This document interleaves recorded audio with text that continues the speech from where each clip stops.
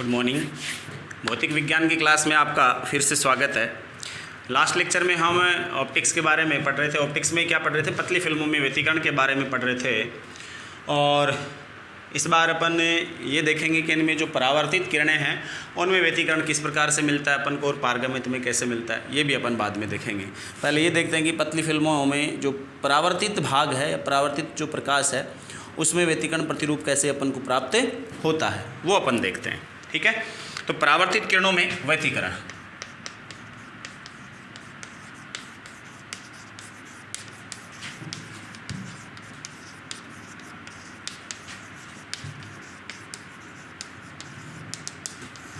ये परावर्तित किरणों में अपन व्यतिकरण का अध्ययन करते हैं।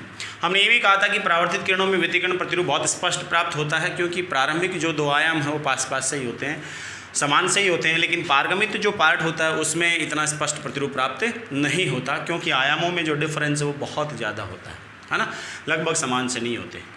तो हम कह रहे हैं कि सपोज अपने पास ये एक पतली फिल्म है, ठीक है, इसकी जो मोटाई है इस फिल्म की वो कितनी है? टी है, ठीक है, और फिल्म है उसका अपवर्तनांक कितना है? सपोज म्यू है। फिल्म का अपवर्तनांक कितना है? म्यू इस फिल्म का अपवर्तनांक है, इसका या जिसकी जो बनी है उस माध्यम का अपवर्तनांक म्यू है। ठीक है, ये परावर्तित किरणें हैं अपने पास। R1 और R2 परावर्तित है। हम प्रारंभिक दो के बीच ही देखेंगे, क्यों? तीसरी का आयाम भी क्या पड़ गया था? बहुत कम था, लगभग बराबर नहीं था, इसलिए प्रारंभिक दो आयाम जो अपने पास किरणें होती हैं यही व्यतिकरण में डोमिनेंट होती है, प्रभावी होती हैं। ये ऊपर वाली सरफेस होती है, ये नीचे वाली सरफेस होती है। ऊपर वाली सरफेस पर आपतित प्रकाश किरणें इस प्रकार से प्राप्त होती हैं आई एंगल पर अभिलंब से। आपतन के पश्चात इस पॉइंट पर क्या होता है? आंशिक परावर्तन और आंशिक अपवर्तन की घटना घटित होती है, जहां आई परावर्तित कोण भी है और आर अपने पास क्या है? अपवर्तन कोण है। ये प्रकाश किरण जब अपवर्तित किरण यहाँ इस सरफेस में नीचे वाली सतह पर पहुँचती है तो यहाँ से इसका फिर से आंशिक परावर्तन और आंशिक क्या होता है? अपवर्तन। ये अपवर्तित किरण पारगमित होकर अपन को इधर मिलती है C1 T1 के रूप में। ठीक है, और ये P1 R1 पहली परावर्तित किरण मिलती है अपन को, और ये जो किरण यहाँ जा करके फिर से इसका क्या होता है? परावर्तन और अपवर्तन होता है। और ये परावर्तित किरण मिलती है इस साइड, और इस साइड क्या मिलती है अपन को? इसका कुछ भाग जो परावर्तित होता है वो, और ये अपवर्तित भाग इधर मिल जाता है। तो P2 R2 मूल रूप से प्रकाश किरण इधर से ही आ रही है ना। तो ये जो प्रकाश किरण इधर से आपतित होती है P1 पर, इसका एक पार्ट P1 R1 के रूप में मिलता है और दूसरा P1 C1 R2 के रूप में अपन को प्राप्त होता है। समझ गए? अब देखो क्या होता है, यहाँ तक तो प्रकाश किरण एक ही है, यहाँ से बढ़ती है ये वाले दोनों किरणें, तो पहली तो इधर चली जाती है जो एयर में ही गमन करती है, यानी P1 R1 पूरी दूरी एयर में तय होती है सपोज यहाँ तक की। और ये जो प्रकाश किरण R2 वाली ये क्या होती है? यहाँ से यहाँ तक माध्यम में जाती है, फिर यहाँ से यहाँ तक फिर माध्यम में जाती है, और फिर आगे प्रोपोगेट करती है। तो इसको इधर से यूँ होके जाना पड़ता है, तो ज़्यादा दूरी तय करनी पड़ेगी, और माध्यम और है, और इसको इतना सही। तो हम ये देखेंगे दोनों में फिर पथांतर कितना आता है ना। पथांतर अगर अपने पास λ/2 का समगुणज है तब तो संपोषी व्यतिकरण देंगी, और पथांतर अगर λ/2 का विषम गुणज है तो विनाशी घटना होगी, वहाँ पर ये स्थिति होगी। तो हम कह रहे हैं कि यहाँ पर इससे एक अभिलंब डालते हैं अपन, इस पॉइंट से इधर क्या डालते हैं? एक अभिलंब।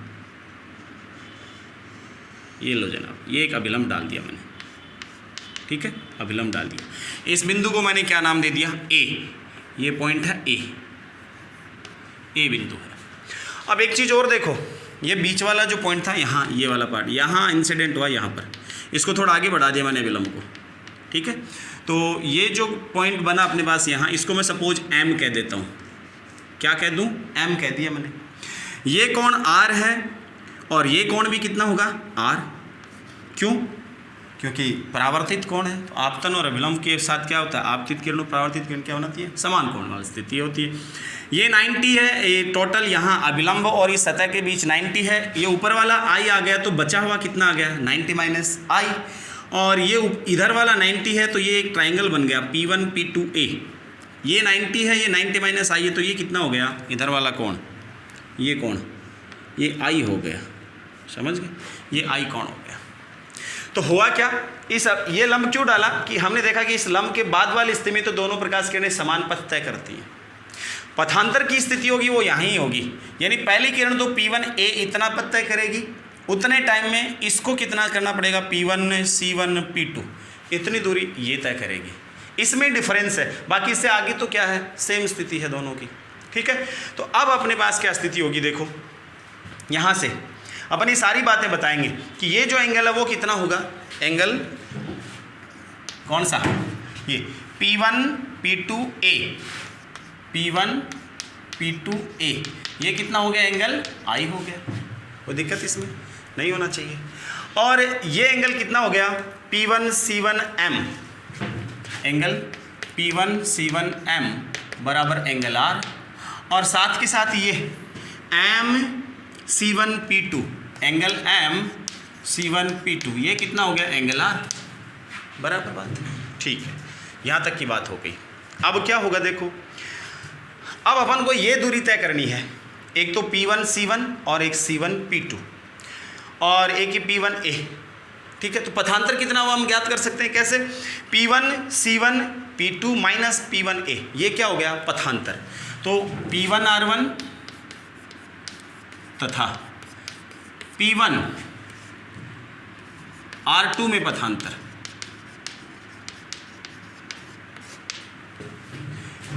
P1 से जो प्रकाश किरण इधर जा रही है ये, और P1 से इधर से होके जो R2 तक गई है वो, उनमें पथांतर है डेल्टा। डेल्टा कितना हुआ, P1 C1 P2, P1 C1 P2, ये दूरी प्रकाश द्वारा तय की गई है, किस में, इस म्यू माध्यम में, इसलिए दूरी किससे गुणा होगी, म्यू से। ये प्रभावी दूरी होगी, प्रकाश की माध्यम में तय की गई दूरी होगी। और ये एयर में करता है, इसलिए माइनस अपन करेंगे ना पथांतर, माइनस क्या घटाएंगे, P1A, ये आ गया, ये कितना हो गया, डेल्टा बराबर म्यू तो है ही गुणा में P1 C1 plus C1 P2 minus P1A, समीकरण नंबर 1। ये बात हो गई। इतनी बात होने के बाद क्या घटना होती है, ये दूरियां ज्ञात करनी है अपन को। तो त्रिभुज ले लो पहला, तो ये P1 P2I त्रिभुज। नाउ इन ट्रायंगल कौन सा, P1 P2A, इसमें अपने पास एंगल I ये है। ठीक है, एंगल I ये है, तो अपन P1 P2 है और ये वाली डिस्टेंस है, तो क्या होगा, इसके सामने वाला कोण कौन सा, लंब बटा कर्ण, क्या होगा, साइन थीटा। तो साइन आई कितना हो जाएगा, लंब कितना, P1A अपॉन P1 P2, यानी P1A कितना हो गया, P1 P2 साइन आई, ये दो। अब ये P1 P2 भी चाहिए अपन को, है ना, P1 P2 चाहिए। तो इसमें देखो, एक तो त्रिभुज अपने पास P1 C1 M है, एक त्रिभुज है, ये लंब है, यहाँ पर ध्यान रखना, एक M C1 P2, तो त्रिभुज P1 C1 M में इसमें ये भुजा, ये दूरी चाहिए अपन को, R के सामने वाले भुजा लंब चाहिए। मिलता क्या अपन को, यहाँ पर ये दूरी दी गई है T, ये दी गई है। ठीक है, आधार दिया गया है और क्या चाहिए, लंब चाहिए, तो टेन थीटा लगा दो, टेन आर बराबर P1M अपॉन C1M। तो यहां से P1M कितना आ गया, C1, यानी C1M का मान कितना है, C1M कितना है, T, तो T टेन आर। ठीक है, समीकरण नंबर 3। और इसी तरह ये त्रिभुज C1 P2M या C1M P2, C1M P2 में क्या होगा, वही टेन आर, R के सामने वाले M P2 upon C1M, C1M कितना, T, तो M P2 कितना हो गया,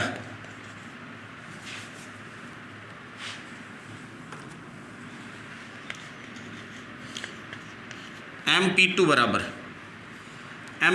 C1M, यानी T टेन आर। फिर समीकरण नंबर 4, 3 तो था ही वहाँ, ये 4 हो गया। इसका मतलब m देखो यार P1m यहाँ तक आ गया और MP2 यहाँ, यानी P1 P2 हो गया। देन P1 P2 कितना हो गया, T10R और T10R कितना हो गया, यहाँ भी देखो T है, ये मल्टीप्लाई में यहाँ है ना, 2T10R 2T इंटू 10R, ये काम हो गया। तो P1 P2 अपने पास आ गया, तो मैं इसको क्या लिख दूं, P1 P2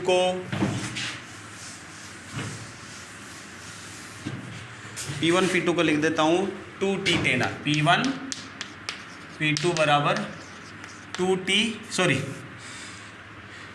P1A को किसको लिखना पड़ेगा, P1A को,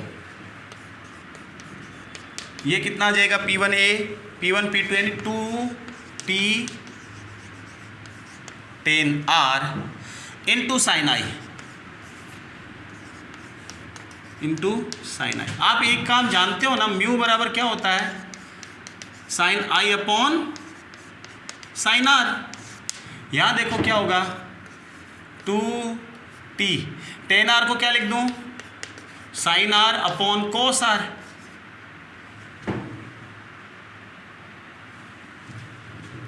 कटेगा तो है नहीं, इसलिए पढ़ा रहने दो, कोई बात नहीं, अपन आगे सॉल्व कर देंगे। फाइनली ये म्यू अपन रखेंगे आगे, तो यहाँ पर अपने पास एक साइन आर का पद और आएगा, ठीक है।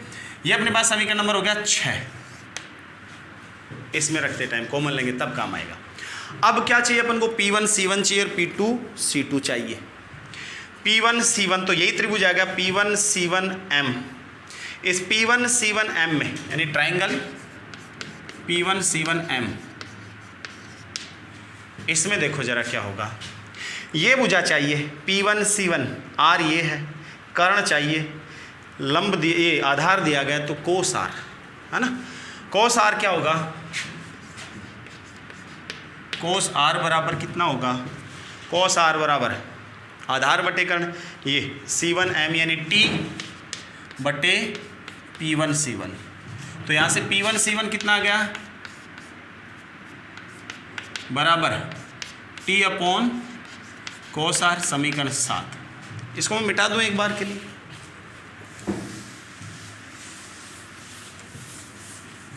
क्या स्थिति रहेगी। और त्रिभुज C1 M P2 में इसमें कॉस आर कितना होगा, इसमें भी cos r T upon C1 P2, T upon C1 P2 यानी C1 P2 कितना हुआ, T upon cos r. Then अब समीकरण देखो 6, 7 और 8 को यहाँ जो पहला समीकरण था ना अपने पास उसमें रख दो, तो पथांतर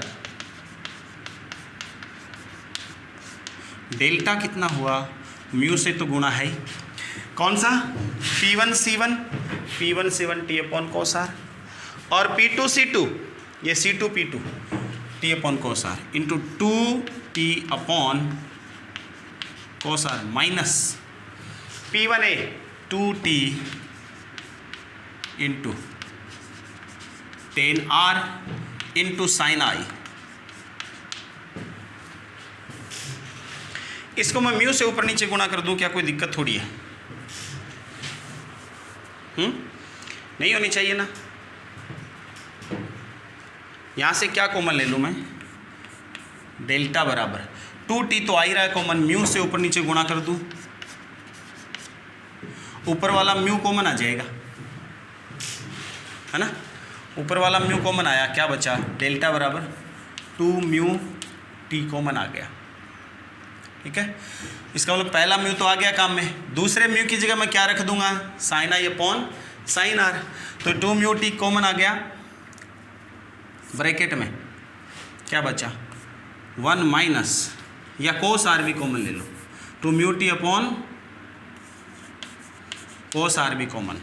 कोस आर कहाँ से आएगा, 10R से 10R को क्या लिख देंगे अपन, sine are upon cos R, तो कोस आर बाहर आ जाएगा, क्या बचेगा यहाँ 1 माइनस, एक तो बचेगा साइन आर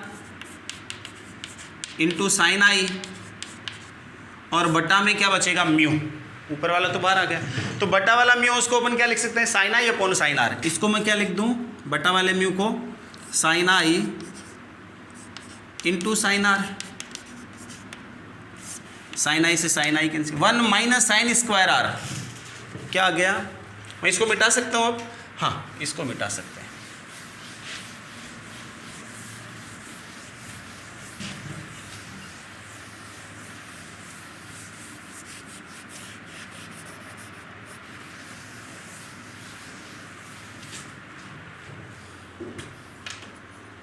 ठीक है, इसको मिटा सकते हैं। क्या आएगा अपने पास, डेल्टा बराबर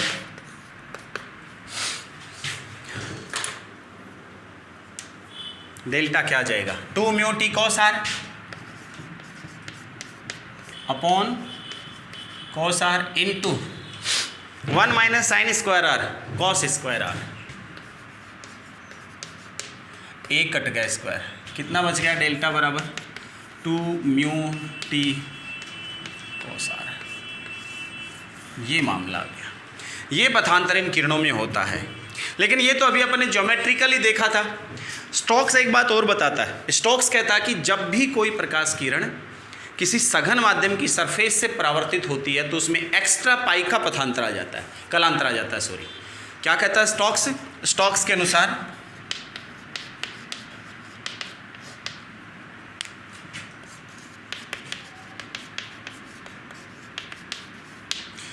स्टोक्स के अनुसार सघन माध्यम से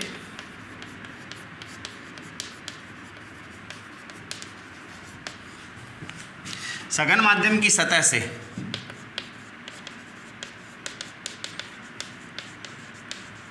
परावर्तन में पाई का अतिरिक्त कलांतर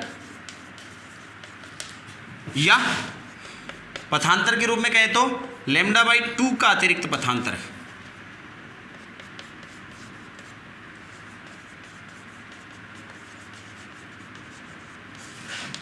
प्राप्त होता है। ऐसा प्राप्त स्टोक्स ने किया था। तो वो ये कहता है कि जैसे अभी तो अपने केवल P1 A ही घटाया था, लेकिन ये जो आ रही है प्रकाश किरण P1 पे आपतन के बाद जब R1 की तरफ जाती है तो ये सघन माध्यम की ऊपर वाली सतह से परावर्तित होती है, इसलिए इसमें पाई कलांतर एक्स्ट्रा हो गया, नहीं लैम्डा बाई 2 पथांतर एक्स्ट्रा है, वो और घटाओ। इसलिए अब क्या होगा, परिणामी जो पथांतर होगा डेल्टा डेस वो कितना होगा, डेल्टा माइनस लैम्डा बाई 2। इसका परिणामी जो पथांतर होगा डेल्टा डेस वो कितना होगा, 2 mu t cos are minus lambda by 2। ये परिणामी पथांतर होगा। ठीक है, ये परिणामी पथांतर होगा। अब अपन अपनी कंडीशन लगाएंगे। अब क्या कंडीशन लगाएंगे अपन कि संपोषी व्यतिकरण कब होगा, विनाशी कब होगा, ये अपन देखते हैं। ठीक है, अपने पास पथांतर आ ही गया। अब देखो, अब केस फर्स्ट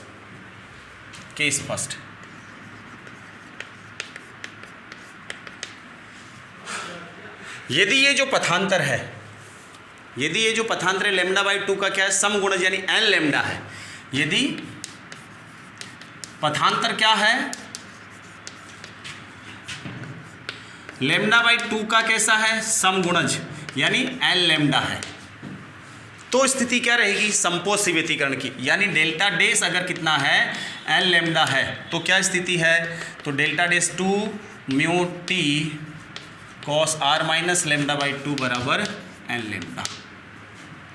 लैम्डा बाई 2 उधर जाएगा तो क्या आ जाएगा, 2 म्यू टी कॉस आर बराबर लैम्डा बाई 2 इधर आया तो 2n प्लस 1 लैम्डा बाई 2। ये अपने पास स्थिति होनी चाहिए। n बराबर कितना है, 0 1 2 3 एंड सो ऑन। ठीक है, ये घटना कौन सी होगी, संपोषी व्यतिकरण है।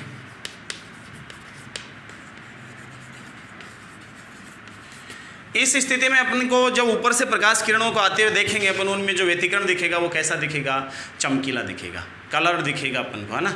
अगर एक वर्णीय है तो उस कलर का दिखेगा, अदर अन्यथा सफ़ेद प्रकाश है तो उसमें चमकीली फ्रिंज अपन को दिखाई देगी। इसलिए इस स्थिति में, जिन स्थितियों में यानी टी का मान अपन चेंज कर करके और अपवर्तनांक चेंज करके अपन क्या कर सकते हैं, वो स्थितियाँ जो हैं फ्रिंजों की वो अपन क्या कर सकते हैं, चेंज कर सकते हैं। सेकेंड क्या स्थिति रहेगी, सेकेंड विनाशी व्यतिकरण। सेकेंड स्थिति क्या है? सेकेंड कौन सा? विनाशी व्यतिकरण।